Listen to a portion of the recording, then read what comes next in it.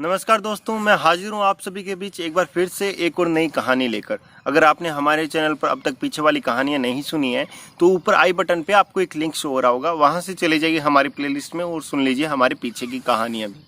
तो चलिए दोस्तों, बिना किसी देर के हम लोग बढ़ते हैं हमारे आज की कहानी की ओर।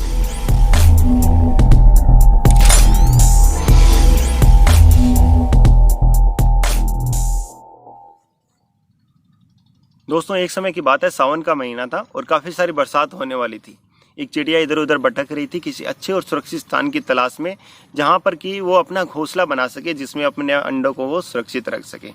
इसी आस में चिड़िया को नदी के किनारे एक बूढ़ा सा पेड़ दिखाई दिया। उस पेड़ के पास चिड़िया बड़ी आशा में गई कि ये पेड़ मेरी समस्या को जरूर समझेंगे और अपने ऊपर मुझे जरूर घोंसला बनाने देंगे। चिड़िया पेड़ के पास जाकर के पूछती है कि हे पेड़, कृपया करके मुझे अपने ऊपर घोंसला बनाने दीजिए, ताकि मैं उसमें अपनी जान की भी रक्षा कर सकूं और उसके साथ साथ में अपने अंडों को भी सुरक्षित रख सकूं। तो उस पेड़ ने उस चिड़िया को साफ साफ मना कर दिया कि देखो चिड़िया रानी, बात कुछ ऐसी है, मैं तुम्हें अपने ऊपर घोंसला बनाने नहीं दे सकता। तुम किसी दूसरे स्थान पर जाओ और वहाँ पर जाकर के घोंसला बना लो।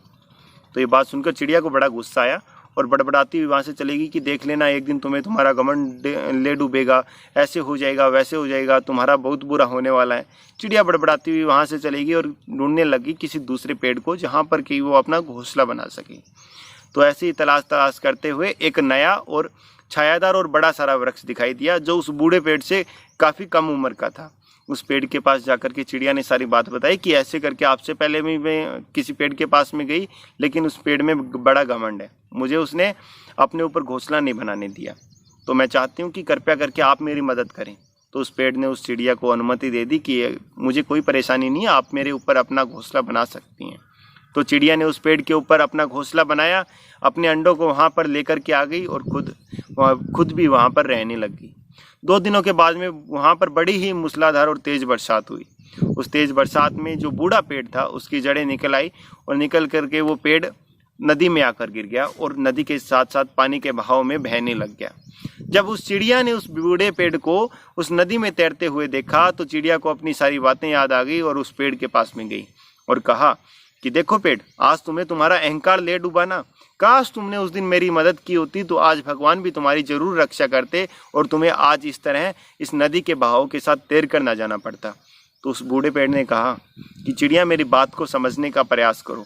मैं पहले से जानता था कि मेरी अब उम्र काफ़ी हो चुकी है, मेरी अब जड़ें उतनी मजबूत नहीं रही कि मैं तुम्हें बचा सकूं, क्योंकि मुझे पहले ही पता था अगर तेज़ बरसात आई तो मैं ज़रूर पानी के बहाव के साथ बह जाऊंगा, लेकिन मैं ये चाहता था मेरे साथ साथ में तुम्हारे बच्चों की और तुम्हारी भी जान ना चली जाए, इसीलिए मैंने तुम्हें ऐसा कहा। तो दोस्तों, ये थी हमारी आज की कहानी। ये कहानी हमें सीख दे करके जाती है कि हमारे जीवन में जो बड़े बुजुर्ग होते हैं परिवार में, वो हमें अवश्य कड़वे वचन बोल सकते हैं, लेकिन उनके पीछे उनका उद्देश्य केवल सकारात्मक होता है। वे कभी भी हमारा गलत नहीं सोचते हैं। जब भी हमें कोई कड़वे वचन बोलते हैं तो वो बस यही चाहते हैं कि हमारे बच्चे किसी भी गलत राह पर ना चले और उन्हें पछताना ना पड़े। लेकिन हम हमारे बड़े बुजुर्गों का सम्मान नहीं करते हैं। कम से कम हम उनकी आयु का ना सही, उनके अनुभवों का भी सम्मान करना चाहिए, क्योंकि वो हमारे साथ उम्र में बड़े होने के साथ साथ में अनुभवों में भी हमसे बड़े हैं। तो अपने बड़े बुजुर्गों का सम्मान कीजिए। और अगर हमारी कहानी आपको अच्छी लगी है तो हमारी वीडियो को लाइक कर दीजिए, और अगर कहानी अच्छी नहीं लगी तो वीडियो को डिसलाइक कर दीजिए।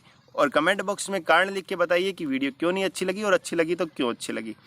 और हमारे चैनल को सब्सक्राइब कर दीजिए और ज़्यादा से ज़्यादा कर दीजिए शेयर। थैंक यू दोस्तों।